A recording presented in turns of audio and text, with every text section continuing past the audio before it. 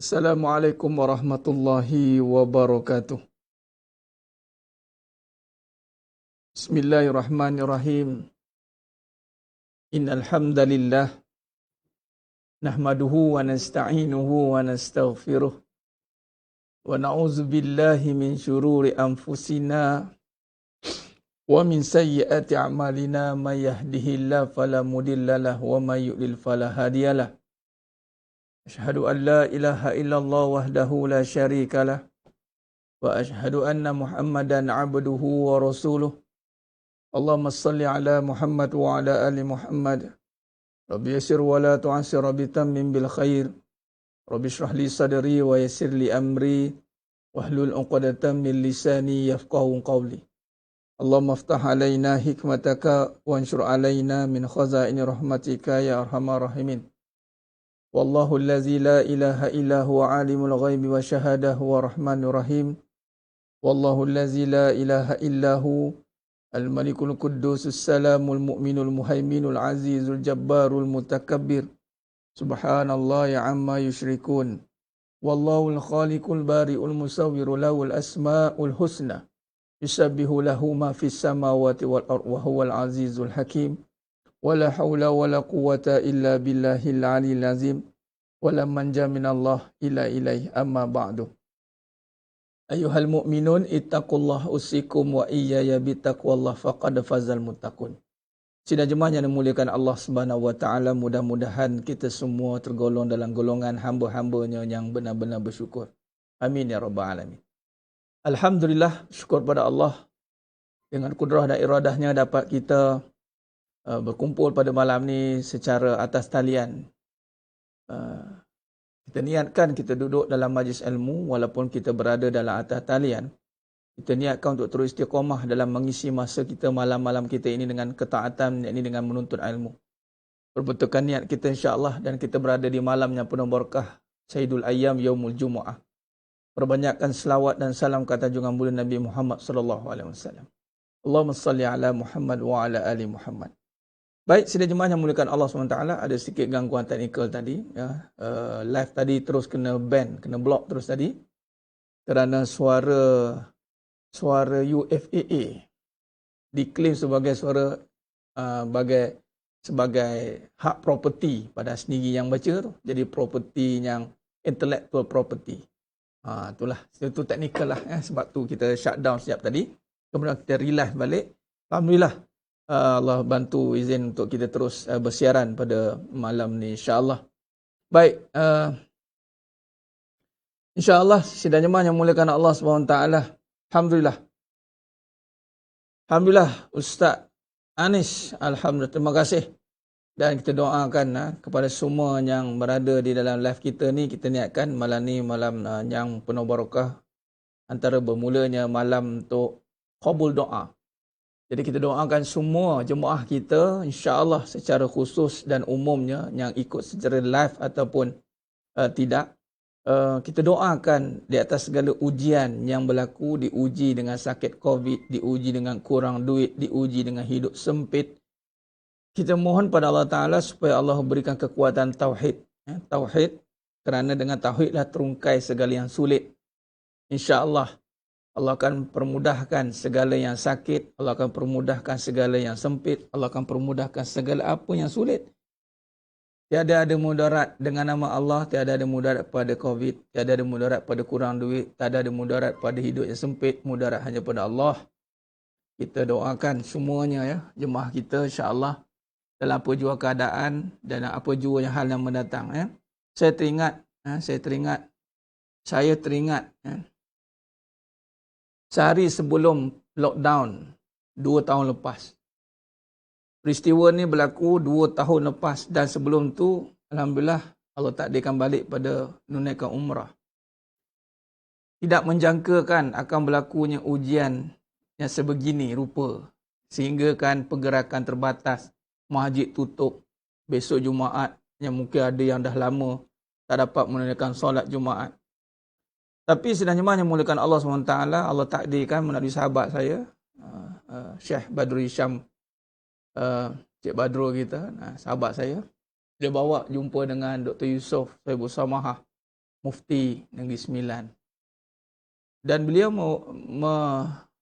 mengijazahkan satu amalan, dua bacaan. Yang pertama, la haula wala quwata illa billahil aliyil azim wala manja minallah illa ilaih. Yang kedua, bismillahi amantu billah tawakkaltu ala Allah la haula wala quwata illa billah. Baik. Tidak menjangkakan sehari selepas itu PKP dan lockdown. Dan tidak menjangkakan sehingga ke hari ini.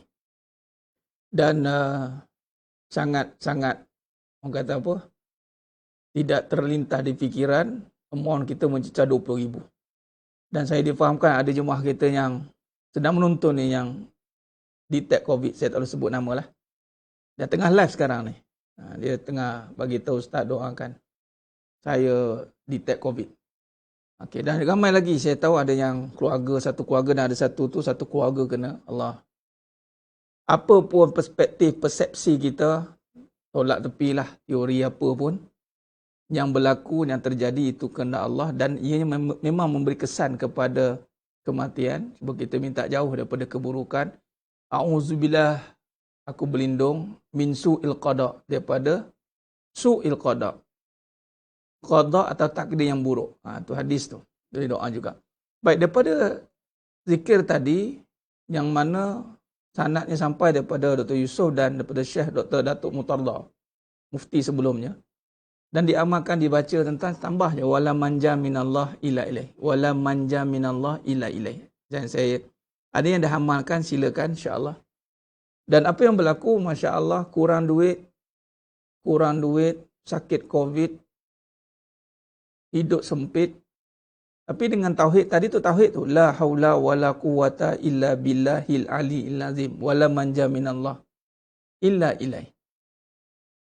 Bismillahi amantu billah tawakkaltu ala Allah la haula wala quwata illa billah.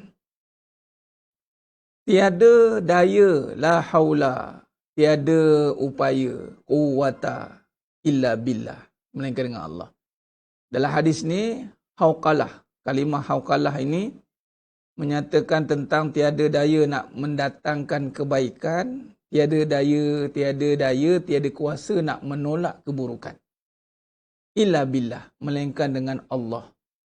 Wala manja minallah, tidak boleh lari. Wala manja minallah, tidak boleh lari daripada Allah. Illa ilaih, melainkan hanya kepada Allah. Kena juga dengan Allah. Kena juga dengan Allah. Jadi sedang jemaah yang melakukan Allah SWT.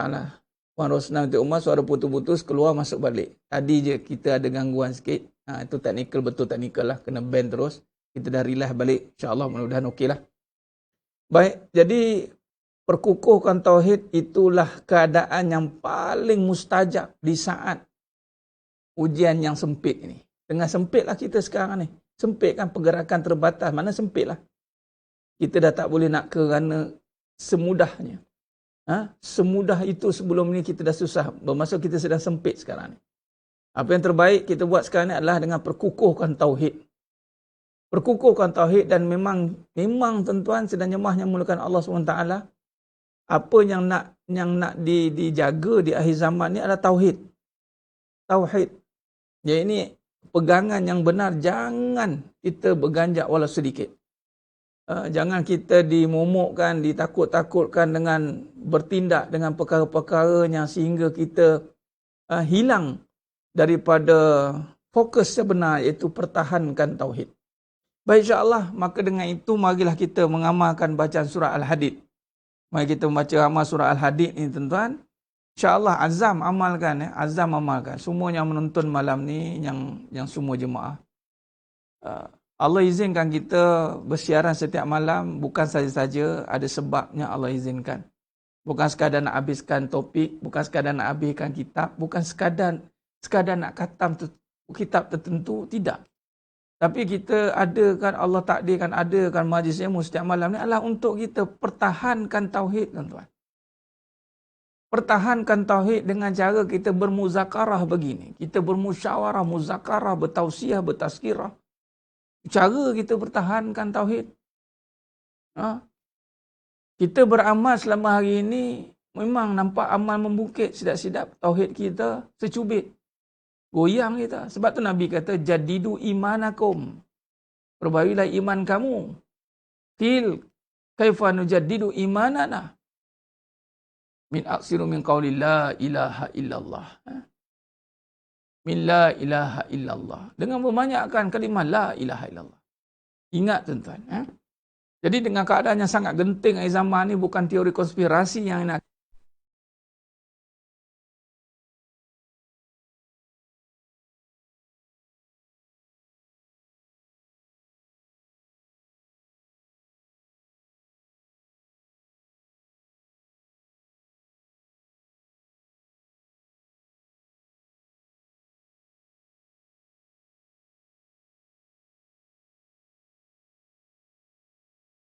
Allahumma salli ala Muhammad.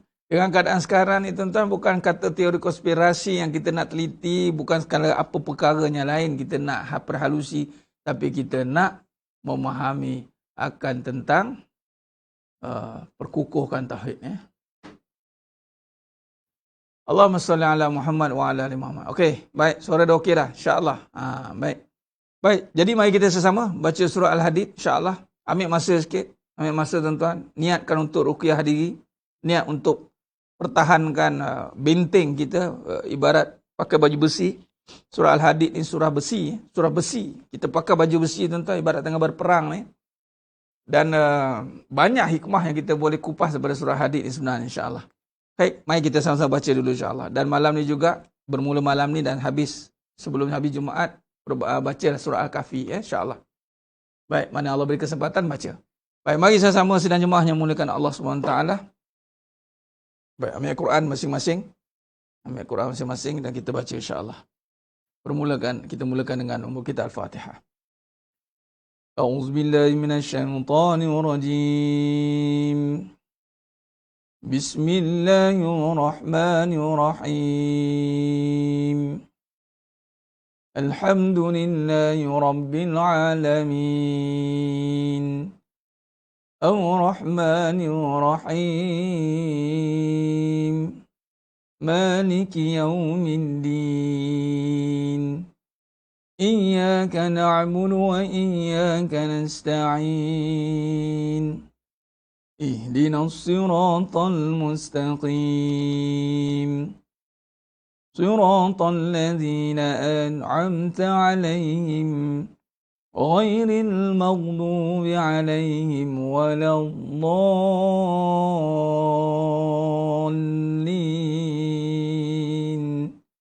آمين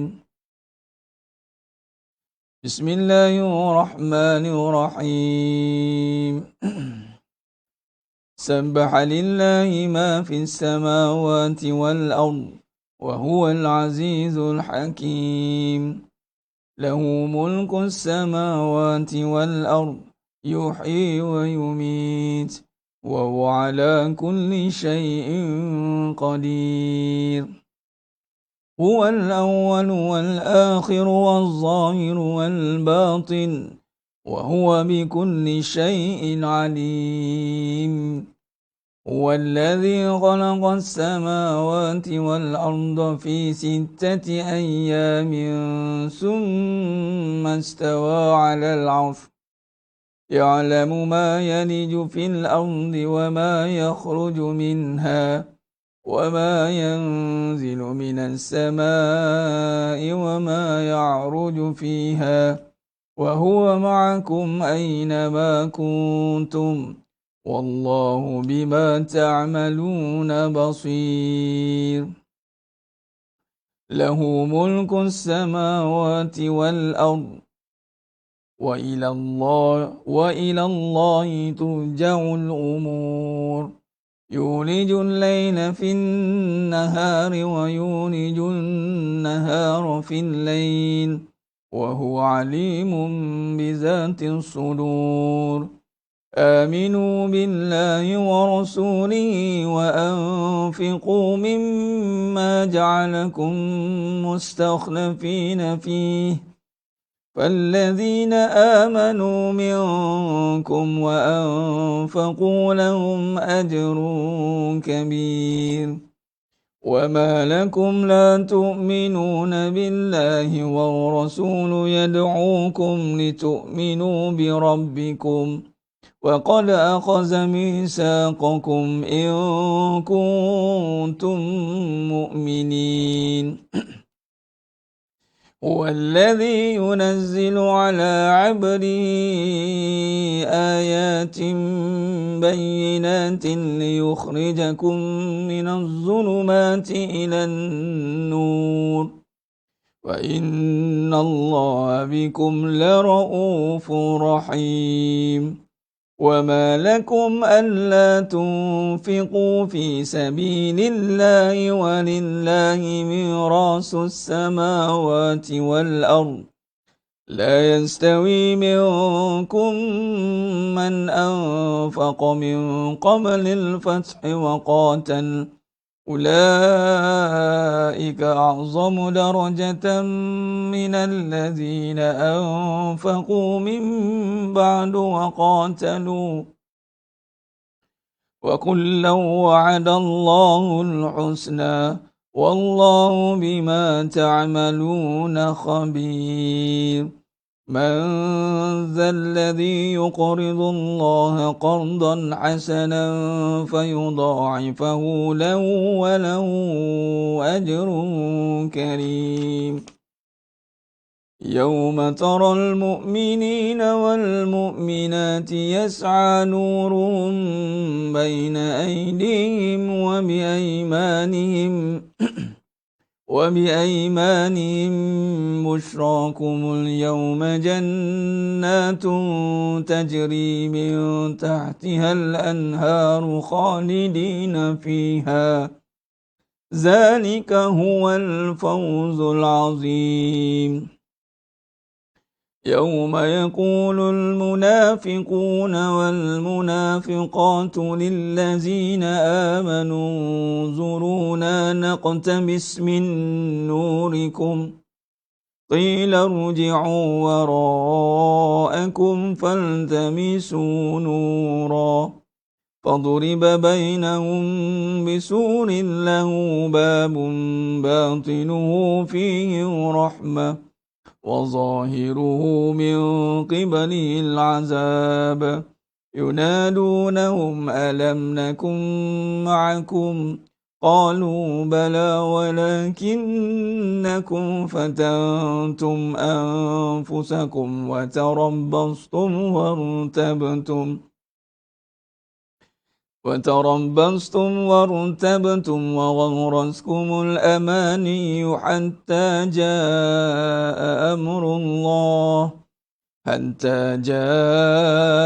أمر الله وغركم بالله الغرور فاليوم لا يؤخذ منكم فدية ولا من الذين كفروا مأواكم النار هي مولاكم وبئس المصير ألم يأن للذين آمنوا أن تخشع قلوبهم لذكر الله وما نزل من الحق ولا يكونوا كالذين أوتوا الكتاب من قبل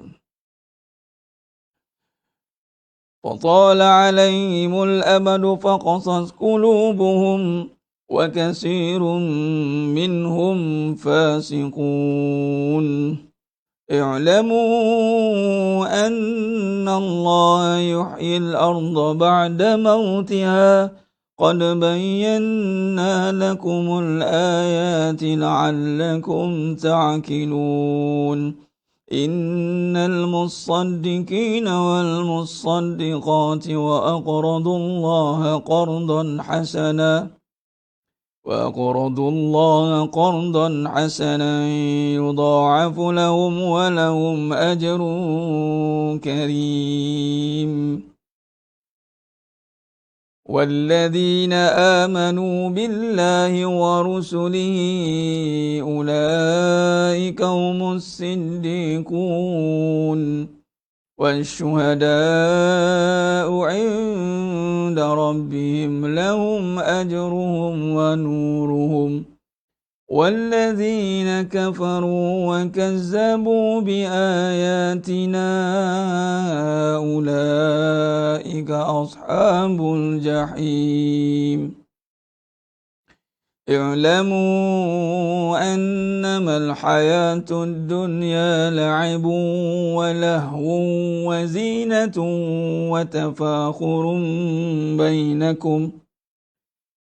وتفاخر بينكم وتكاثر في الأموال والأولاد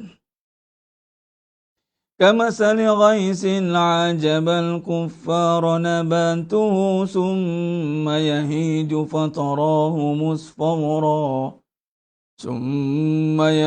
فتراه مصفرا ثم يكون حطاما وفي الآخرة عذاب شديد ومغفرة من الله ورضوان وما الحياة الدنيا إلا متاع الغرور سابقوا إلى مغفرة من ربكم وجنة أرضها كأرض السماء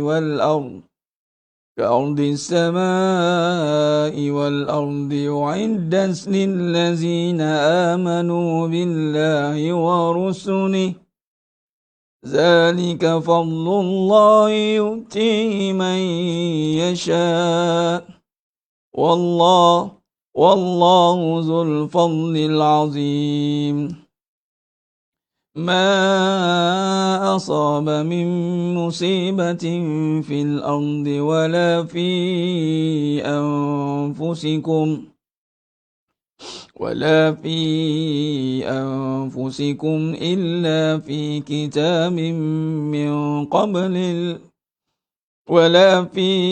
أنفسكم إلا في كتاب من قبل أن نبرأها إن ذلك على الله يسير لكي لا تأسوا على ما فاتكم ولا تفرحوا بما آتاكم والله لا يحب كل مختال فخور الذين يبخلون ويأمرون الناس بالبخل ومن يتول فإن الله هو الغني الحميد لقد أرسلنا رسلنا بالبينات وأنزلنا معهم الكتاب والميزان ليقوم الناس بالقسط وأنزلنا الحديد فيه بأس شديد ومنافع للناس وليعلم الله من ينصره ورسله بالغيب إن الله قوي عزيز ولقد أرسلنا نوحا وإبراهيم وجعلنا في ذريتهما النبوة والكتاب فمنهم مهتد وكثير منهم فاسقون ثم قفينا على آثارهم برسلنا وقفينا بعيسى ابن مريم وآتيناه الإنجيل وجعلنا في قلوب الذين اتبعوه رأفة ورحمة ورهبانية ابتدعوها ما كتبناها عليهم إلا ابتغاء رضوان الله فما رعوها حق رعايتها فآتينا الذين آمنوا منهم أجرهم وكثير منهم فاسقون يا أيها الذين آمنوا اتقوا الله وآمنوا برسوله يؤتكم كفلين من رحمته ويجعل لكم نورا تمشون به ويغفر لكم والله غفور رحيم لئلا يعلم أهل الكتاب ألا يقدرون على شيء من فضل الله وأن الفضل بيد الله يؤتيه من يشاء والله ذو الفضل العظيم صدق الله العظيم. Alhamdulillah, sidang jemaah yang muliakan Allah Subhanahu wa taala. Selesai sudah bacaan surah Al-Hadid sebentar tadi. Mudah-mudahan ia menjadi amalan yang kita lazimi setiap hari sehingga sebati dalam diri, dalam jiwa kita, dalam sanubari kita. InsyaAllah sehingga ia menjadi benteng kepada kita. Ibarat pakaian baju besi. Di akhir zaman yang penuh mencabar ini. Yang mana cabaran kita apa? Keraguan. Saya ulang sekali. Keraguan. Ancaman yang besar itu adalah ancaman keraguan. Alladhi yuwaswisu fi sudurin nas. Was-was ataupun ragu-ragu. Itulah dia, adik-beradik tu. Was-was bahasa maksudnya ragu-ragu. Daripada mana datang ragu-ragu ni? Minal jinnati wan nas. Pada jin dan manusia. Manusia pun boleh bagi ragu-ragu. Manusia macam mana? Manusia yang macam ikut macam jin. Jin yang mana datang ragu-ragu ni? Jin yang dinamakan syaitan. Manusia yang dinamakan syaitan. Syaitan yang berupa bentuk jin dan manusia. Syaitan tu satu golongan. Golongan yang terdiri daripada jin dan manusia. Apakah ideologi syaitan? Syaitan ideologinya adalah meragukan, memberi keraguan tentang Allah. Yang ngikut iblis. Yang ngikut iblis, maka dia jadilah syaitan. Jin yang ngikut iblis, syaitan. Manusia yang ikut iblis, syaitan. Apa yang diikutnya oleh iblis? Ikut perkara yang meragukan. Ragu tentang apa? Ragu tentang Allah.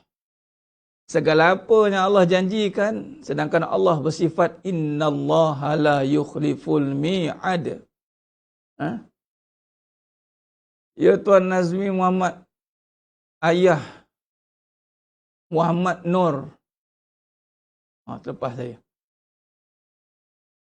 Muhammad Nur bin Husin, insya-Allah. Dengan barakah malam Jumaat ni, dengan barakah majlis ilmu ni, tiada ada mudarat dengan nama Allah, tiada mudarat pada apa yang sedang berlaku pada ayah kepada Tuan Azmi Muhammad. Sembuh daripada penyakit itu. Baik. Baik, keraguan itu yang paling tinggi adalah meragukan kepada janji Allah. Innallaha la yukhliful mi'ad. Ragu tentang Allah. Ragu tentang suruhan Allah. Ragu tentang larangan Allah. Apa yang Allah larang, kita ragu. Apa yang Allah suruh, kita ragu. Ragu tentang akhirat. Ragu tentang pahala. Nah, kita tentang masih berbincang tentang dosa dan pahala. Ragu. Sebab apa? Sebab kita tak nampak perkara yang dijanjikan itu. Pahala tak nampak, dosa tak nampak. Dua-dua hal keadaan ini semuanya duduk dalam perkara gaib. Tidak nampak oleh kasar mata ataupun mata kepala panca indera yang mata ini tidak nampak pahala. Tapi tidak bermakna tiada.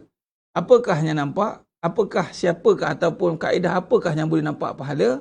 Itulah kaedah melihat dengan iman. Melihat dengan mata hati. Mata hati ini dibimbing oleh apa? Oleh iman. Iman yang membimbing mata hati untuk melihat pahala. Pahala. Baik, jadi keraguan ini akhir zaman ni ragu. Sehingga kita buntu di dalam melaksanakan perjalanan kehidupan kita. Kita buntu, tuan-tuan.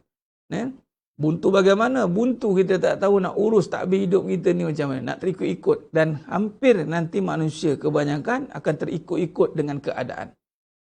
Terikut-ikut dengan kehendak manusia, kehendak dunia, kehendak susah, kehendak teori konspirasi, kehendak macam-macam kehendak akan banyak akhir zaman ni. Sedangkan kita nak satu je. Kita nak menuruti kehendak Allah. Kita nak menuruti kehendak Allah saja. Allah berkehendak atas kita untuk apa? Untuk persiapkan diri dengan beramal. Beramal. Persiapkan diri untuk beramal.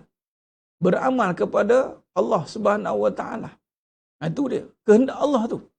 Allah berkehendak atas kita untuk taat dan beramal kepada Allah. Bukan lari. Lari daripada keadaan. Ada yang kadang-kadang ini ragu dengan keadaan sekarang. Ui, dia tak boleh ni, kita kena buat sesuatu ni. Dah tak boleh ni, kita kena buat sesuatu. Nak buat apa? Apa sesuatu yang nak dibuatnya? Kadang-kadang terikut dengan polemik atau rentak keadaan sekeliling yang terjadi sehingga kadang-kadang kita buntu dalam mengatur kehidupan ini. Apatah lagi belum lagi dimasukkan dengan pelbagai cerita-cerita yang kadang hilang fokus dia untuk menajamkan amalan dia, menajamkan kefahaman dia.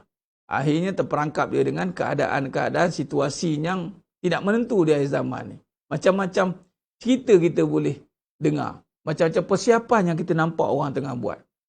Soalan nak tanya balik, adakah kita buat persiapan untuk amal kita, sedangkan yang paling tinggi itu adalah berhadapan dengan kematian? Tuan sedang jemaah yang muliakan Allah SWT. Bagaimana hebat pun keadaan cerita yang akan berlaku akhir zaman ni. Persiapan yang mesti kita tumpukan adalah persiapkan diri untuk mati. Itu dia. Persiapkan amal. Jadi sebab tu kita nak bincang ke amal ni berkaitan dengan apa? Dosa pahala lah. Amal ni berkaitan dosa pahala lah. Bukan bermaksud kita tak hiraukan dengan apa yang berlaku ke sekeliling kita. Tidak. Tetapi segala apa yang berlaku di sekeliling kita ni pastikan efeknya dosa pahala. Dosa pahala. Dosa pahala. Tuan-tuan, sidang jemaah yang muliakan Allah SWT, kita nak dengan keadaan yang macam-macam cerita ni, akhir zaman ni, mari kita fokus, kita perbetulkan paradigma pemikiran kita, keyakinan kita, bagaimana nak melihat susun atur hidup kita ni bersandarkan dosa pahala. Bila bab persiapkan mati ni, kita nak tengok dosa pahala, itu je. Benda ni dosa ke tidak? Benda ni pahala ke tidak? Nak nampak? Itu yang kita nak mendalami dosa pahala ni. Jangan sekadar kita tahu amalan saja. Sebab amalan dosa pahala ni dia begini tuan-tuan. Dalam hadis sahih tuan-tuan. Hadis sahih. Dan Riyadhus Salihin. Antara golongan yang pertama akan dihisap. Itu golongan, ada 3 golongan tuan-tuan. Yang pertama, para syuhada. Syuhada yang mana? Ada golongan yang syuhada ni, walaupun syuhada ni tidak dihisap, tapi ada golongan syuhada yang dihisap. Syuhada, orang yang sedekah, orang yang tilawatul Quran. Ni kalau cerita amal ni. Baik. Sebab itu, dalam konteks kita, jangan terkeliru. Ini kita mana ni nak kaji supaya Allah bantu kita ni untuk faham itu ya tuan-tuan. Niat untuk. Jangan pelikihkan, alah tahu beramal je. Jangan kita ambil mudah dosa pahala tuan-tuan. Jangan ambil mudah. Jangan semudah kita kata beramal je. Jangan. Sebab dosa pahala ni dia boleh duduk kat mana-mana tuan-tuan. Dia boleh tukar-tukar tuan-tuan. Contoh, golongan tadi dia syuhada. Bila dihisap, kemudian dia ceritalah amalan dia. Dia mati di medan pertempuran. Kemudian Allah kata apa? Dipendekkan, mafhumkan hadis ni. Kazabta, Nabi kata. Allah bagi tahu kazabta, pembohong. Tuan-tuan, syahid tu dah betul dah. Orang yang mati di medan pertempuran, mempertahankan agama, syahid, syurga tuan. Masuk antara 4 golongan yang tidak dihisap. Nabiyin, siddiqin, syuhada, wasalihin. 4 golongan ni. Tuan-tuan, nabiin memang tak sekali lah, jauh lah kita nak jadi nabi. Siddiqin, Abu Bakar Siddiq radhiyallahu an. Ini golongan yang benar. Tapi akhir zaman ada potensi nak jadi siddiqin ni. Sebab kemelut akhir zaman ni kemelut kebatilan. Siapa yang berjaya duduk dalam kebenaran, dia akan jadi orang yang siddiqin. Tapi sulitlah, tapi tak mustahil. Syuhada atau mati di medan pertempuran, mati syuhada, syahid dunia akhirat. Maknanya dia berperang di jalan Allah, mati. Dan salihin, orang yang soleh. Orang soleh ni orang yang sentiasa memperbaiki diri nak jadi baik. Orang soleh ni bukan orang maksum. Baik. Yang syahid tadi patutnya masuk tanpa hisap, tiba-tiba dihisap oleh Allah. Rupanya Allah kata, engkau nak mati sebab nak dilihat sebagai orang yang mati syahid. Allahu Akbar. Tuan-tuan, anda ini kuliah malam ni nak dilihat datang kuliah ke orang mengaji ataupun anda nak mengaji? Betul kan? Ataupun nak orang lihat kau mengaji dengan siapa? Oh, ini guru ni hebat ni. Nak dilihat ni anak murid pada guru ni. Sebab tu pilih-pilih guru yang ni. Yang mana ada ni autoriti yang ni sikit, kita ikut. Yang ni. Ini guru biasa ni tak ikut lah. Sebab tak dilihat. Hati-hati. Sebab tu golongan berilmu pun akan menjadi fitnah. Nampak tak? Syahid tu dah nampak pahala dah kan? Tiba-tiba, Allahu Akbar. Nak dilihat mati syahid. Allah tak kira. Sedekah jariah, sedekah. Sedekah ni pahala tuan-tuan. Besar pahala, besar. Sedekah, Allah kata, kazabta. Engkau nak dilihat sebagai orang yang sedekah. Kau dilihat sebagai orang yang nak sedekah. Kelihatan. Dia ni kuat infak, sebab tu hati-hati. Bukan tak boleh nak bagi tahu. Tapi masalah sampai orang tahu, oh dia ni. Hati-hati niat kita.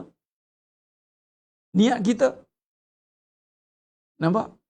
Dan orang yang mengaji Quran. Kau ikutkan Quran ni hebat. Mengaji tuan-tuan, Al-Quran. Tapi Allah kata, kazabta. Kazabta, pembohong. Nampak tidak? Maknanya, amalan, kalau kita sekadar amal hantas, kejar amal, belum tentu pahala. Sebab tu yang dituntut dalam agama itu pahala. Tapi sudah pastilah amalan kena ada. Amalan itulah perantara kepada pahala. Jadi bukan sekadar amal yang banyak. Tapi yang nak dikejarnya, yang nak kita dapat itu pahala yang banyak. Secara tak langsung bila pahala yang banyak, ya datang dari amalan lah. Tapi belum tentu amal yang banyak. Tapi secara teorinya, nak pahala banyak, kena amal banyak lah Ustaz. Secara teori. Tapi secara praktikalnya, belum tentu amalan banyak, pahala banyak. Belum tentu. Nah, habis itu Ustaz, apa guna amal yang banyak? Mudah-mudahan amalan yang banyak tadi membawa kepada pahala yang banyak. Mudah-mudahan. Tapi bukan sekadar mencari amal hantas. Bukan buat checklist. Ini yang kita nak tengok. Jadi kat mana boleh rosaknya amalan? Rosaknya amalan itu apabila dilakukan dengan keadaan yang tidak faham dosa pahala. Tidak faham tentang dosa pahala. Jadi kesan dosa dan pahala ini tuan-tuan, antaranya adalah sama ada dia akan memberi amalan itu berkualiti ataupun amalan itu hancur. Sebab itu kena ada dalam fahaman kita. Jangan jadi orang yang mengejar amal. Tapi jadilah orang yang menjaga amal. Ulang. Jangan jadi orang yang mengejar amal. Tapi jadilah orang yang menjaga amal daripada rosak. Sebab itu jangan nak beramal banyak tapi tidak terjaga. Tetapi beramallah banyak kali agar terjaga. banyak kali buat. Contoh solat banyak kali. Solat banyak kali sebab nak bagi solat itu terjaga dengan baik. Zikir banyak kali. Buat banyak kali, bukan banyak amal.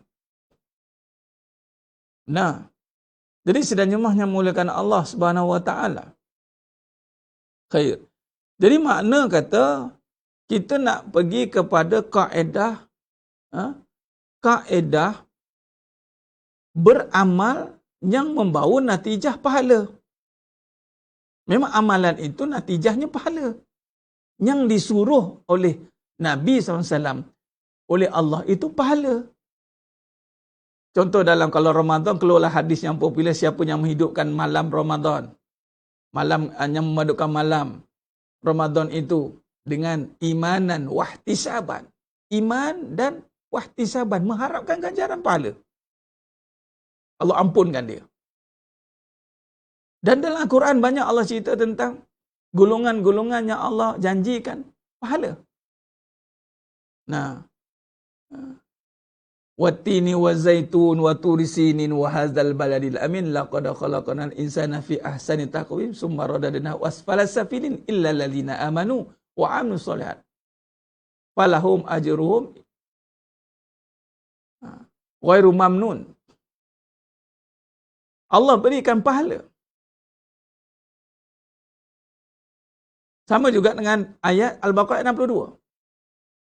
Innal ladzina amanu wal ladzina hadu wan nasara was-sabiina man amana billah wal yaumil akhir wa amilus sholihat falahum ajruhum inda rabbihim wala khaufun alaihim wala hum yahzanun. Jadi setiap amal itu natijahnya pahala. Amal itu natijahnya pahala. Jadi bukan sekadar amalannya dikejar, keciciran pahalanya. Hati-hati dengan sekadar selesa dengan sudah beramal. Hati-hati. Tetapi yang kita kena buat adalah menjaga amal yang telah dilakukan. Jadi antara kaedah menjaga amal adalah dengan meneliti kefahaman tentang dosa dan pahala. Kita nak meneliti kefahaman tentang dosa dan pahala. Jadi sedang jemaahnya mulakan Allah SWT. Baik.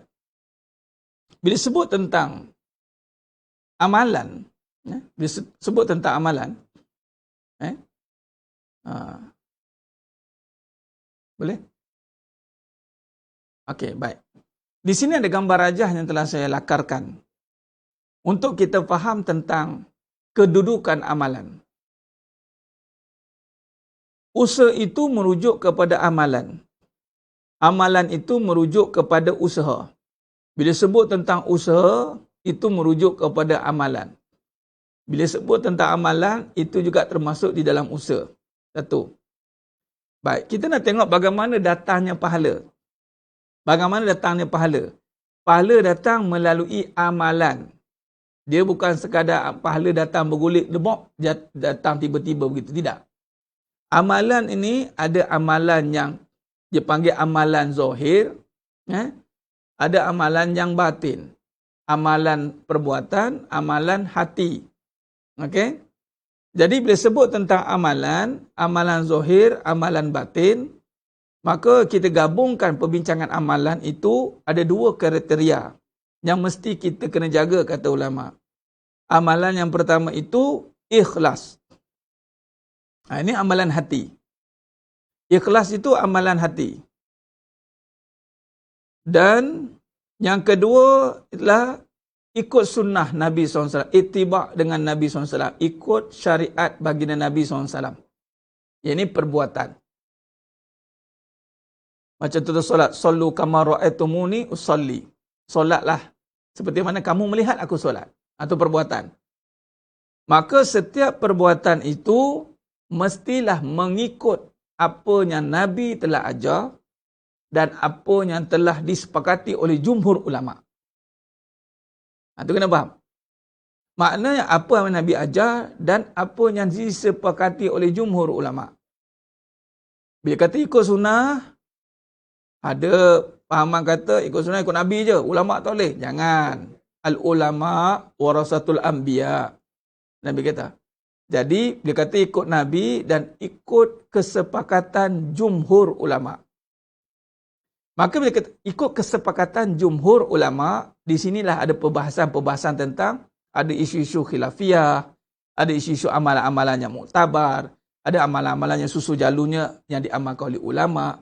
Walaupun amalan-amalan itu tidak dampak ataupun tidak pada jalur ataupun hasil daripada Nabi SAW, tapi apabila ulama ada mensyarahkan, bersepakat dengan perkara itu, maka kita bersepakat. Itu ada panggil ijma'. Ijma' ulama. Dia ada Al-Quran, sunnah, qiyas dan ijma' ulama. Ijma' ulama dan qiyas. Qiyas nombor 4. Yang ketiga ni ijma' ulama. Al-Quran, sunnah, hadis, ijma' ulama, kemudian qiyas. Ini 4 sumber hukum kita. Jadi, bila merujuk kepada perkara itu, ikut sunnah ni perbahasan panjanglah. Nak diringkaskan cerita, dalam pemahaman ini, 2 perkara ini sangat penting. Yang membawa kepada pahala. Jadi, tak semua benda boleh datangkan pahala. Tak semua perkara. Apatah lagi tentang dunia. Tak semua hal dunia boleh jadi pahala. Dan tak semua hal akhirat boleh mendatangkan pahala. Macam contoh solat. Amalan akhirat, tuan-tuan. Tapi, akhirnya dosa. Amalan akhirat, akhirnya dosa macam tadi. Amalan sedekah, akhirnya dosa. Amalan syahid, akhirnya dosa. Jangan begitu. Jadi, bagaimana nak kontrol 2 perkara itu adalah menjaga 2. Iaitu, menjaga keikhlasan, menjaga perbuatan. Perbuatan tu mesti mengikut nas, junjungan baginda Nabi SAW. Baik. Jadi, itu pahala. Baik. Apa kesan pahala ini yang jelas? Bila kata ikhlas itu milik Allah. Ini satu bab yang perlu kita tekankan. Bila sebut tentang ikhlas, itu kita letakkan pada milik Allah. Seluruh amalan milik Allah sebenarnya. Sebab kita tak ada asal tak ada amal. Tiba-tiba ada. Mana datang dari mana? Benda yang asal tak ada, tiba-tiba ada. Mana diberikan? Bermaksud datang daripada Allah lah. Milik Allah. Tetapi diberikan kepada kita. Diberikan kepada kita anugerah. Bukan milik kita, anugerah dari Allah. Jadi jangan sampai terlihat amalan tu milik kita. Jangan sampai terlihat. Milik Allah. Jadi, bila sebut ikhlas, itu berkait rapat dengan milik Allah. Contoh, kita hari ini kita boleh sedekah. Amalan tu boleh menjaga, katalah seluruh apa yang Allah berikan. Menjaga solat, menjaga taat, menjaga aurat, menjaga semua. Seluruh amal itu milik Allah. Sebab Allah yang bagi izin kita untuk beramal. Baik. Bahagian kita apa? Bahagian kita adalah pahala. Daripada amalan itu akan dapat pahala. Kata Nabi SAW, kullu amala ibn Adam yudha'aful asyara amsalihah ila 700 di'fin. Setiap amalan anak Adam itu berganda, digandakan. 10 gandaan.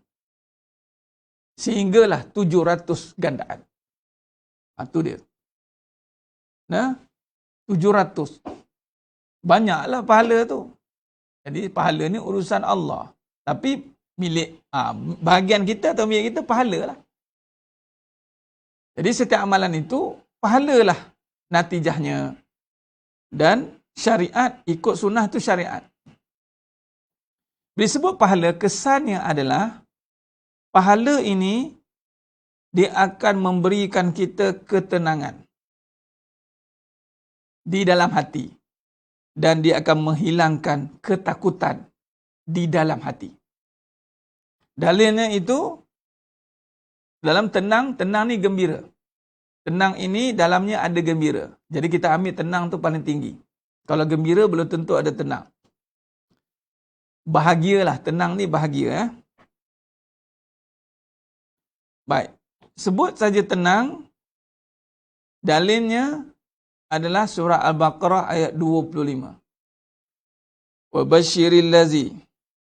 Wabashiril ladzina amanu. Kabarkan berita gembira bagi orang yang beriman. Wa amilus solihat.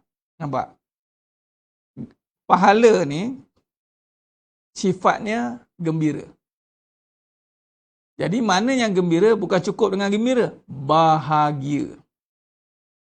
Ada orang boleh gembira tapi tak bahagia. Sebab apa? Dia suka tapi derita. Ada? Ada. Itulah panggil senyum dalam tangisan. Kalau sifat pahala itu adalah gembira dan bahagia. Sebab tu Allah uji. Kalau betul kamu buat ini pahala, aku uji dengan kesusahan. Kamu derita, sedih tak? Kalau buat baik, sedih, itu buat baik bukan buat baik. Buat baik, hilang kesedihan sebenarnya. Orang yang membuat baik, dia akan hilang kesedihan. Baik. Jadi, kalau kita lihat,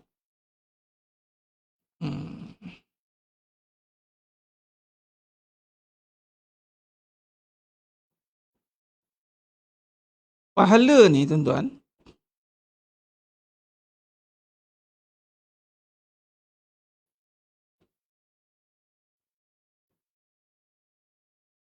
pahala ni, dia membawa kepada bahagia,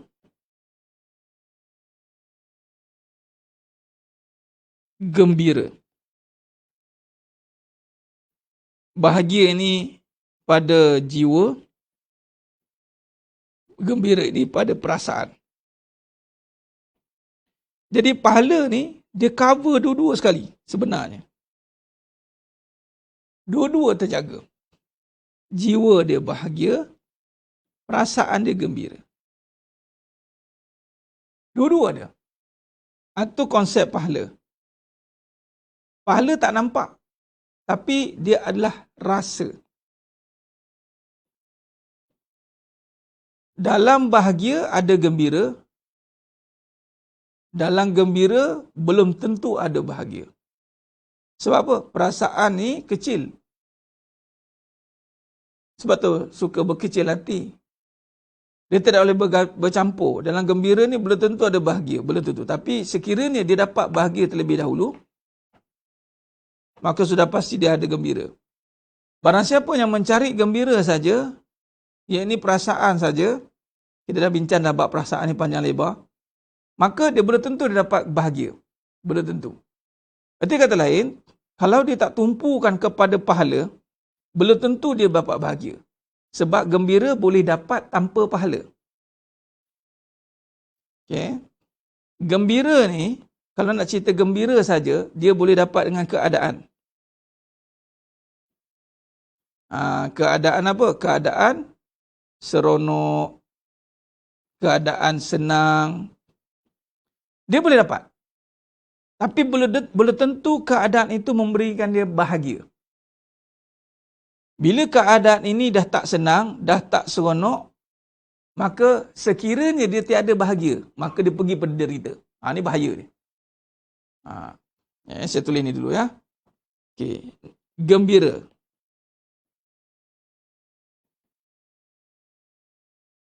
Itu pada perasaan. Gembira ni boleh dapat dengan cara keadaan. Tak ada cerita pahala pun tak apa. Tak ada cerita pahala pun tak apa. Gembira ni keadaan. Jadi gembira ni boleh jadi dengan senang. Boleh jadi dengan keadaan seronok, suka. Baik, bila keadaan ini hanya berkisar senang, seronok, suka, baik, dia tak jadikan pahala. Dia tak jadikan pahala. Dia gembira saja. Maka gembira ini ketika keadaan senang bertukar susah, bertukar sedih. Sedih bertukar. Dia bertukar. Senang bertukar susah, suka bertukar sedih. Sekiranya time senang dia tak ada pahala. Time seronok dia tak ada pahala. keadaan itu dia ikutkan saja. Dia ikut keadaan dia seronok, dia ikut keadaan dia suka. Ini kena cakap ni tuan-tuan. Anda jangan ingat beramal lah. Beramal sebab seronok, beramal sebab suka. Jangan main-main. Seronok lah datang kelas ni. Seronok lah dapat mengaji dengan orang tu. Kau calang-calang orang tu. Dia ngaji sebab suka je. Okay. Sebab tu saya cakap jangan suka-suka. Jangan sebab suka pula. Tapi itulah. Kebanyakan nak kena suka dulu kan. Itu masalah tu. Suka ni banyaklah dia punya. Macam-macam lah cerita suka ni kan. Malah cerita suka tu. Dengan kedudukan. Dengan populariti. Dengan macam-macam cerita boleh buat orang suka kan. Dengan keseronokan. Juk-juknya hebat. Orang suka. Sebab tu tak heran lah. Dah menuntut ilmu pun masih lagi bersedih-sedih. Masih lagi sebab main suka-suka je. Jangan main-main. Sebab tu jangan pergi amal hunters. Sebab anda boleh pergi ikut keadaan. Senang, tengah senang. Senanglah. Sebab tu mengaji bukan ikut keadaan. Sebab nak gembira ni dengan keadaan. Senang, seronok. Kita kena ikutlah apa yang audien nak. Kita kena bagi seronok lah. Mula-mula kita bagi seronok. Bila keadaan itu, Ustaz, ada ke menuntut ilmu tak ada pahala? Ustaz, ada. Sebab tu saya kata, kita kena perhalusi pahala. Kalau sekadar perhalusi amal, kita akan tertipu.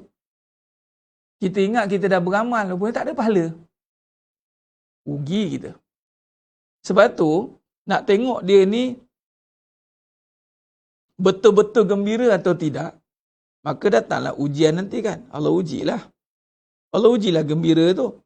Macam mana Allah nak uji gembira itu? Allah ujilah senang ini, seronok ini, bertukar jadi susah, bertukar jadi sedih. Maka sekiranya gembira ini tiada pahala, dia tidak pergi kepada pahala. Gembira ini tidak datang dari pahala. Dia datang dari keadaan saja. Dia datang dari keadaan. Gembira dari keadaan. Bukan gembira dari pahala. Maka gembira tadi, dia bertukar menjadi sedih. Malah lebih bahaya, gembira bertukar jadi derita. Ni bertukar ni. Sebab itu, perasaan sedih, perasaan derita ini, kerana ketika seronok-seronok dulu, lupa. Seronok-seronok, lupa. Seronok dapat tengah senang, seronok tengah ada pasangan, lupa. Tak jadikan pahala. Itu jadi masalah. Tetapi sekiranya gembira itu datang dari pahala, yang mana gembira ini bersumberkan pahala. Yang mana gembira itu datang daripada bahagia. Daripada mana pahala ni? Amal tadi. Amal yang bagaimana? Amal yang ikhlas dan amal yang ikut sunnah. Maka ketika dia melakukan amal yang ikhlas, mengikut sunnah Nabi SAW, maka diganjarkan pahala. Maka dalam surah Al-Baqarah, ayat 25 ada membincangkan hal ini. Baik, bila kata amal ikhlas ikut sunnah Nabi, Nabi suruh. Jadi jangan amal sebab nak dunia, jadi tak ikhlas. Jadi amal ni sebab nak pahala. Itu tak apa, sebab ikhlas ni maknanya hanya Allah je boleh bagi pahala. Tapi dunia, dunia kalau tak cerita pasal Allah pun boleh dapat dunia ni. Sebab memang Allah bagi dunia ni, kamu buatlah, kamu buat maksiat pun dapat dunia. Tapi pahala tak boleh, pahala mesti kena dengan Allah. Sebab tu ikhlas ni bukan kata, Ustaz kalau minta pahala ni bukan tak ikhlas ke, bukan selain Allah. Ni kena faham. Bila kata hanya Allah, maksud selain Allah ni,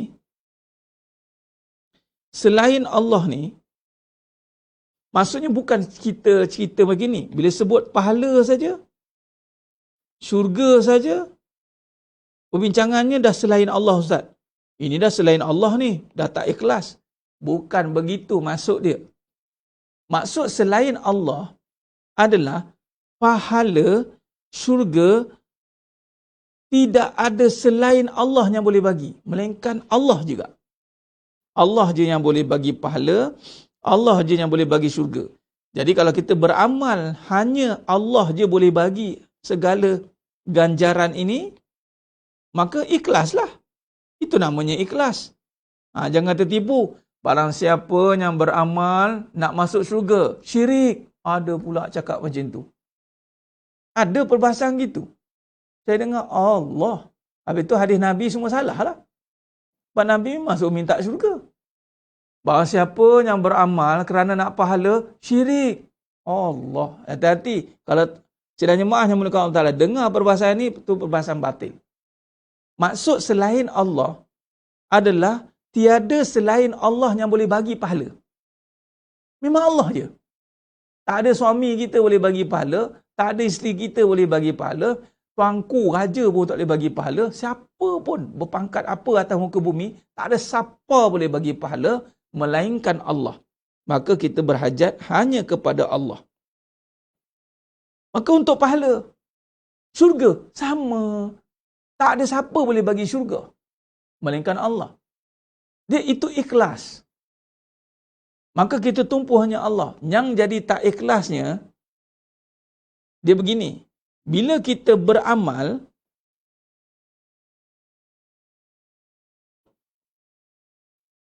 ada selain Allah.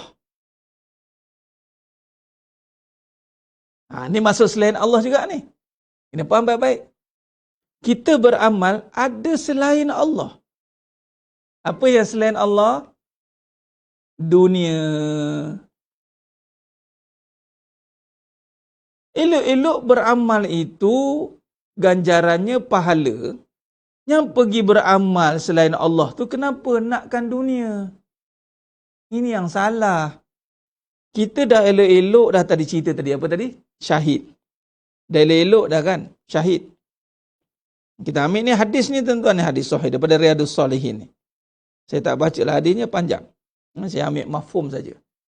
Matan hadis nanti saya cari, saya share dengan anda semua. Al-Quran. Ini beramal dah ni, cantik dah, sedekah. Tengok tuan-tuan ni, semua ni syurga punya amalan ni. Izah, puan Izah, ikhlas ni, jangan sebut ikhlas kita jaga sudah. Ikhlas ni nampak pahala Allah bagi.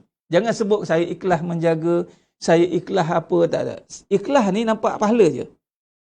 Ustaz bila kita ikhlas jaga mertua tapi suami sibuk tak nak jaga, itu buat saya tak tenang. Salah ke saya nak jaga juga sebab ibu suami sendiri bangun, Ustaz, dosa ke saya tak ikut kata suami? Sekarang ni ikhlas tu tolak tepi sekejap. Perbincangan ikhlas ni adalah perbincangan kita nampak pahala dan syurga hanya Allah je bagi. Beramal sebab Allah bagi ganjaran. Soal ni adalah soal tak ikut kata suami. Suami sibuk tak nak jaga. Mak dia sendiri. Ini cannot brain saya. Allah. Cannot brain kita.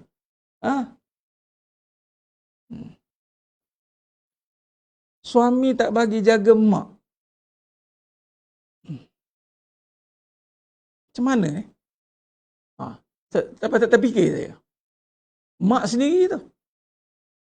Kalau mak mertua je. Mak maksudnya mak mertua suami. Tu kena minta izin juga Puan Izzah.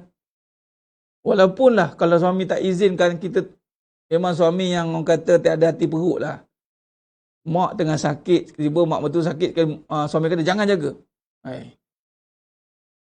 Memang isteri tu taat ikut, tapi ketaatan yang tidak bertempat salah. Tapi ini mak sendiri ni. Saya tak tahu nak jawab sebab nak tengok apa isu sebenar.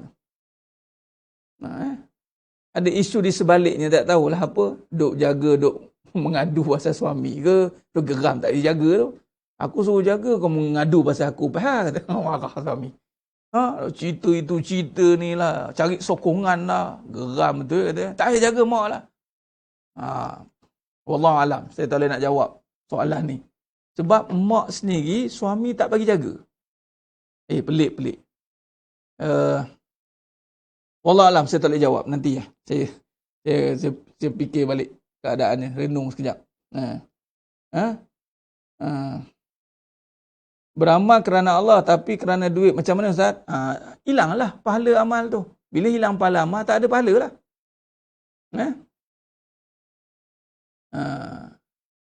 Baik. Syahid, Al-Quran, sedekah. Kemudian nak dunia. Apa dia? Nak perhatian. Nak manusia. Nak habuan dunia manusia. Contoh nak manusia tadi.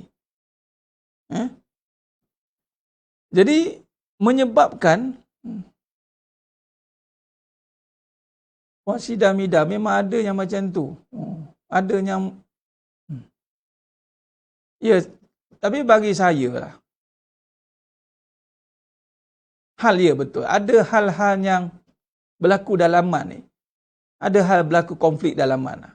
Sebab tu hukum ni tak boleh semudah berdosa. Haram. Tak boleh semudah gitu. Sebab kena buka cerita, betul. Saya kena buka cerita, tengok satu-satu. Dia tak boleh kata, tak boleh. Dia tidak boleh semudah gitu. Wallahualam, saya tak terjawab soalan tu. Wallahualam. Apapun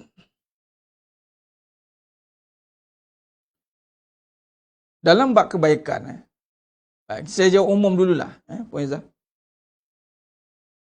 Bila kata suruhan suami, taat ni adalah bukan ketaatan yang menghalang kebaikan. Itu dia. Bukan ketaatan yang menghalang kebaikan, bukan perbuatan yang boleh merosakkan suami. Jadi, contoh, isteri nak sedekah. Suami tak bagi. Itu perbuatan baik. Sebenarnya tiada halangan pada kebaikan. Bagaimana boleh berlaku halangan pada kebaikan? Cannot brain, tak boleh berlaku. Sepatutnya halangan ini berlaku bila adanya perkara-perkara buruk. Jangan buat ni, tak elok. Kamu jangan macam ni. Itu peringatan, halangan. Itu gunanya kuasa suami. Kalau lihat begitu, suami salah guna kuasa. Jangan main-main. Memang dari sudut mata kasar, nampak macam betul. Tapi kalau kita kaji, benda tu salah. Dan untuk dijatuhkan hukum isteri derhaka ni, bukan sekadar tidak ikut apa yang suami suruh. Derhaka ni adalah apabila isteri yang tidak puas hati dengan suami. Itu derhaka. Tak puas hati. Sama dengan anak. Anak derhaka bila anak tak puas hati dengan mak. Jadi ada kadang-kadang suruhan suami yang isteri tak buat. Tapi tidak jatuh derhaka.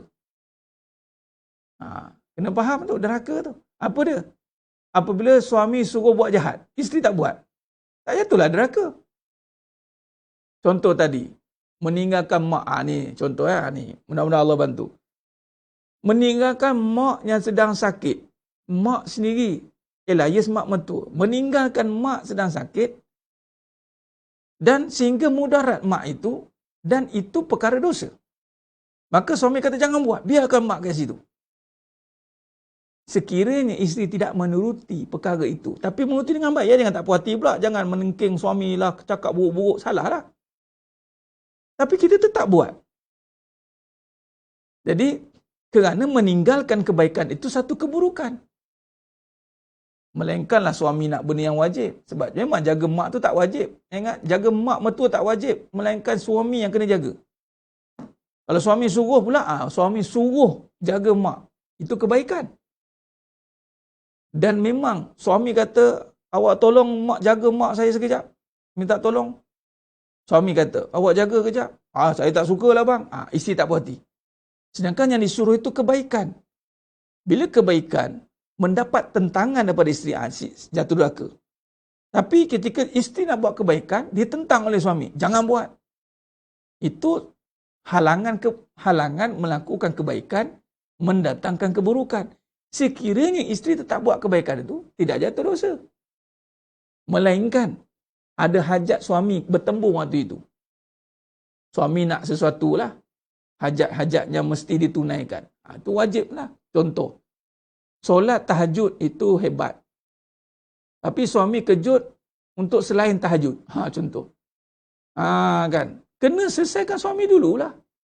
Barulah pergi tahajud. Tu solat sunat. Mana-mana yang sunat bertembung dengan yang wajib. Suruhan suami selagi mana tidak terhalang yang wajib pada isteri. Maka wajib suami isteri turuti. Jadi, apa pun kena cek balik lah, ya puan. Apa pun cek balik. Apa pun cek balik, apa isu sebenarnya. Sebab itu ada isu-isu lain sebenarnya. Itu ada benda yang perlu diperhalusi. Sama juga dengan mak. Ni contoh. Campur tangan mak mentua. Mak suruh ceraikan isteri. Seorang anak lelaki, anda jangan fitnah mak yang suruh cerai. Tak wajib ikut. Tak wajib ikut bila mak suruh ceraikan. Banyak kes lelas sekali salahkan mak. Itulah jangan masuk campur hal anak-anak. Sebenarnya tak malahnya bila mak ayah ada dalam rumah tangga kita tu barokah. Nabi SAW ada dalam rumah tangga Sayyidatina Fatimah Az-Zahrah radhiyallahu anha. Ada dalam rumah tangga. Bagi nasihat elok. Jadi suami kena ada ilmu. Nah, anak lelaki bukan kata taat dengan mak, buat benda apa suruh mak buat, suruh semua buat. Dah ada benda yang tanggungjawab sendiri. Tak wajib suami tunaikan. Walaupun itu arahan, mak tak suka dia, mak nak kau ceraikan dia. Jangan. Suami kena ada akal yang waras. Walaupun mak tak suka. Di mana ilmu kamu kan? Mana tak ada ilmu lah tu. Lepas tu salahkan mak pula. Teruk lagi. Mak lah ni, mak yang suruh. Tak boleh. Hal-hal rumah tangga ni perlu libatkan orang tua. Tapi hal keputusan sendirilah uruskan. Sini yang uruskan. Baik, jadi sedang nyemahnya mulakan Allah SWT. Apa pun ada isu yang perlu diselesaikan tu ya. Dia tidak boleh tiba-tiba jadi begitu. Baik, berbalik dengan isu kita ni. Baik, berbalik kita pada isu kita dan kesimpulan lah ya. Nanti kita sambung besok. Baik, maksudnya beramal selain Allah adalah bila kita beramal nak dunia. Itu selain Allah. Contoh syahid, Al-Quran, sedekah.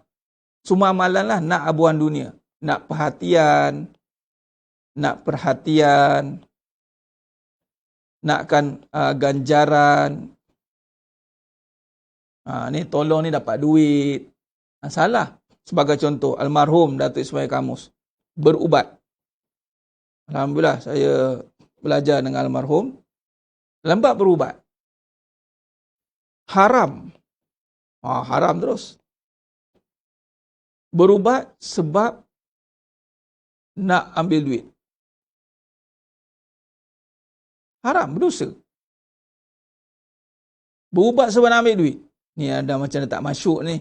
Siapa yang sakit ni tu yang kelang kabut tu. Ustaz, kalau soal kemahuan ibu dengan kemahuan sendiri, macam mana Ustaz? Kemahuan ibu banyak kau dunia yang menyuruh menjadi seorang yang berpangkat, sedangkan si anak kemahuannya sekadar niat dari Allah. Macam mana Ustaz? Saya keliru. Apakah saya patut turut apa yang ibu saya kata? Tuan Faiz, kena faham. Ini baguslah soalan. Sekejap saya habiskan soalan haram sekejap. Jadi jawab. Baik, haram berubat sebab nak ambil duit. Tapi kalau ambil duit sebab berubat, harus. Jadi jangan letak amalan natijahnya dunia. Kalau ambil dunia sebab natijah daripada kesan amal, boleh. Ambil dunia. Contoh, mengajar, kemudian orang bagi duit. Ambil lah. Sebab ambil duit tu sebab mengajar. Bukan mengajar sebab nak ambil duit. Hati-hati. Dia nampak slip gitu tu. Dia macam slip disk. Dia jatuh kat situ. Hati-hati. Sebab tu kena sentiasa perbetulkan niat. Tu macam tu. Haram berubat sebab nak ambil duit. Tak boleh. Jadi, ada perawat Islam sedih sebab tak masuk. Allah. Macam tu pun ada ya Ustaz. Jadi, apa pun amalan, natijahnya, itu pahala. Dapat abuan dunia, itu bonus. Tapi biasanya dapat Allah bagi. Kalau beramal sebab takut Allah tarik balik nikmat dunia selama ni kita dapat tu kira masih tak dapat ikhlas lagi Ustaz. Okey, sekarang ni Puan Nur Ernina bila sebut beramal sebab takut kehilangan dunia. Takut kehilangan dunia lalu dia beramal. Okey. Ada tak persamaan beramal sebab nak dunia? Okay. Katalah solat duha. Padahal solat duha ni berkata solat awabin, orang yang bertaubat. Dikaitkan dengan duit atau rezeki. Sekarang ni dia dah dapat ni. Okay, sekarang ni dia takut tinggal solat duha sebab takut hilang duit. Betul? Salah. Jangan takut hilang dunia. Lupakan dunia. Takutlah azab Allah. Habis cerita. Upgrade. Faham tu soalan tu. Cuma jangan letak kat dunia. Jangan takut sekadar hilang benda. Jangan takut sekadar hilang benda. Takut hilang suami. Takut hilang anak. Takut hilang duit. Sebab tu saya beramal ni Ustaz. Allah tarik ni. Takut saya. Nampak macam betul. Tapi sebenarnya, ya Allah, aku takut azab kau, ya Allah. Sekali kau turunkan azab ni, habis semua hilang. Faham? Jangan takut hilang. Sebab tetap hilang. Takutlah azab. Ni ya. Ni. Betulkan kat sini. Takutlah azab. Itu tak apa. Beramal sebab takut Allah, takut azab. Jangan takut sekadar Allah hilangkan. Sebab hilang ni boleh je berlaku tanpa ada apa-apa isu. Jadi, takutlah azab. Kadang-kadang, azab tu Allah tak turunkan sekarang. Allah tak hilangkan, dia panggil istidraj. Tak hilang lah. Okey, menjadi ni amalan aku. Rupa-rupa kena azab kat neraka. Macam tuan-tuan. Takutlah azab. Ustaz, jika kita sedang amalan kita ada maksiat hati dan kita minta ampun, adakah pahala amalan tu dikembalikan kepada kita? Okey, Cikgu Amir, bab pahala ni datang tak datang, itu bukan urusan kita. Yang penting urusan kita sedar, berhati-hati di dalam beramal. Memang tengah sebab itu, Allah bagi peluang. Sebab tu bab dosa ni, ni bagus soalan tu, Allah tak immediate turunkan dosa begitu. Allah bagi peluang kita taubat. Itu hebat. Allah tak terus, hilang terus. Tak. Allah bagi masa taubat. Dia tak ada terus-terus hilang. Sebab tu, setiap kejahatan, Allah suruh hold on. Kokotlah dia nak. Sebab tu, bila kita niat nak buat jahat, tak dikira selagi kita tak buat. Masya Allah, rahmatnya Allah. Tapi ada perbahasan yang berazam sungguh nak buat. Walaupun tak buat, dapat dosa dah. Itu memang tekad betul-betul nak buat. Tapi tak buat. Tapi terniat macam tadi terlintas. Allah. Terlintas ni, lintasan-lintasan ni kan benda yang susah. Kan? Tapi lepas tu kita cepat-cepat kita wasari'u ila maghfirah. Astaghfirullahalazim, ya Allah, kokol lah tadi amalan aku, dia ada riak tadi. Allah, minta ampun. Hold on. Selagi kita tak terus bertindak riak tadi. Tengok. Dia tu berkembang-kembang pula perangai dia kan dengan riak dia tu.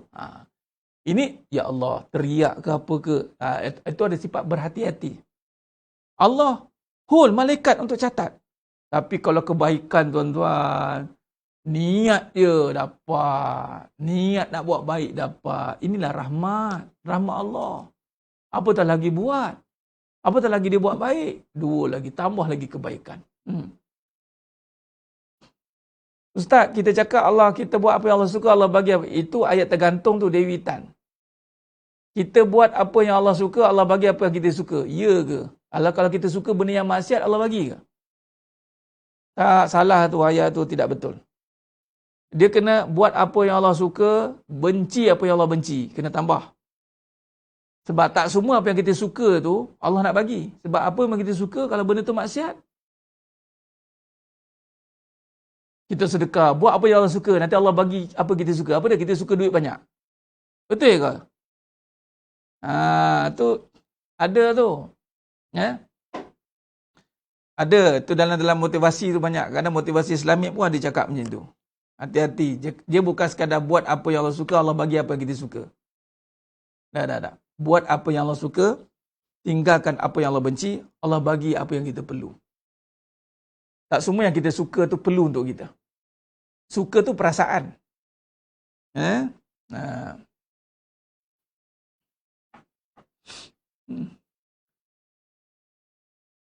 Kalau kita takut dengan azab Allah, insya-Allah Allah akan jaga kehilangan. Tapi kalau kita takut kehilangan, Allah tak jamin hilang. Ada tak ada tu tak jamin. Kokot hilang. Maksudnya kebaikan. Sama juga kebaikan apa yang nak dapat tu. Allah bagi apa kita suka. Kebaikan apa yang kita suka. Biasanya ayat tu digunakan apa yang kita suka tu benda sebenarnya. Jadi jangan kaitkan Allah bagi apa kita suka. Tak. Ayat dia tak perlu sambung macam tu. Buat saja apa yang Allah suka, tinggal apa yang Allah benci. Allah bagi pahala. Habis cerita. Tak semua benda yang pahala perlu digantikan dengan benda yang kita suka. Tak perlu. Tak semua benda apa yang kita suka. Tapi Allah akan sukakan kita. Lebih baik guna perkataan begini. Allah sukakan kita. Allah sukakan kita. Allah buat kita gembira. Kadang kita tak dapat apa pun. Bagi duit, habis duit. Tapi kita gembira habis duit. Pelik bin ajaib. Sebab apa? Allah bagi pahala. Walaupun habis harta. Hebat. Ada satu kisah, tuan-tuan. Abdul Rahman bin Auf radhiyallahu anhu. Ketika satu perang tu, sahabat terpaksa pergi berperang. Sehinggalah tak sempat nak menuai hasil buah kurma. Busuklah buah kurma tu. Banyak busuk, tuan-tuan. Jadi, nak jadi cerita, pendek cerita, Abdul Rahman bin Auf radhiyallahu anhu ni terdengar satu ketika keadaan orang yang masuk syurga yang dihisap satu persatu hartanya. Abdul Rahman bin Auf dengar takut, tuan-tuan. Takut dihisap satu persatu. Lalu apa yang berlaku adalah Abdul Rahman bin Auf radhiyallahu anhu beli semua kurma-kurma busuk tu, dan sebab bila kurma busuk, jadi petani-petani tu, sahabat-sahabat ada yang di kalangan yang ikut Nabi, tak ada duit lah. Jadi tak apa, dia beli yang busuk-busuk, tuan-tuan. Habis harta dia dibelikan. Habis, tuan-tuan. Sekali Abdul Rahman bin Auf radhiyallahu anhu kata apa? Lega harta dah habis. Kalau tak kena tanya. Sebab harta ni dua keadaan. Kalau umur ditanya ke mana dihabiskan, ilmu ke mana digunakan, tapi harta bagaimana kamu dapat, ke mana kamu pergi habiskan. Harta dua kali tanya. Jadi Abdul Rahman bin Auf radhiyallahu anhu ketika infakkan semua harta, dia seronok. Dia seronok, tuan-tuan. Habis harta. Tapi nak jadi cerita, ada satu negara itu kena penyakit. Perlukan kurma busuk, tuan-tuan. Perlukan kurma busuk. Jadi kurma busuk ni ada pada Sayyidina Abdul Rahman bin Auf radhiyallahu anhu. Jadi negara itu beli 10 kali ganda daripada harga yang dia jual. Dia beli. Dah kaya raya balik, tuan-tuan. Allah bagi. Tengok. Itu kaya raya tu. Allah bagi tu. Bukan sebab apa yang Abdul Rahman suka. Suka dapat harta. Kita suka dapat harta. Sahabat-sahabat takut dapat harta, tuan. Takut. Dunia ni ketakutan bagi mereka sebenarnya. Nampak? Sebab takut tak jadi pahala. Tu yang takut tu. Takut sangat tak jadi pahala. Takut ada harta tak jadi pahala. Takut ada isteri tak jadi bidadari. Takut ada suami tidak jadi pahala untuk isteri. Takut ada anak akhirnya tak jadi pahala. Takut. Sahabat-sahabat cukup takut dengan dunia ni. Bimbang-bimbang tak jadi pahala. Allahu Akbar. Itu cerita dia. Baik. Jadi senang jemaah yang mulakan Allah SWT. Kita sambung perbahasan kita ni besok. Panjang lagi buat dosa pahala ni. Seronok jika dibincangkan, diperhalusi dengan dalam agar amalan yang kita lakukan selepas ini terpelihara. Ingat, jangan jadi amal hunters. Baik. Saya kira cukup setakat tu dulu. Pada malam yang penuh barakah ni, perbanyakkan selawat dan salam ke atas junjungan mulia Nabi Muhammad sallallahu alaihi wasallam. Ya, itu dewitan itu bermula dengan unta tu satu hal, cerita tentang bagaimana Abdul Rahman bin Auf radhiyallahu an.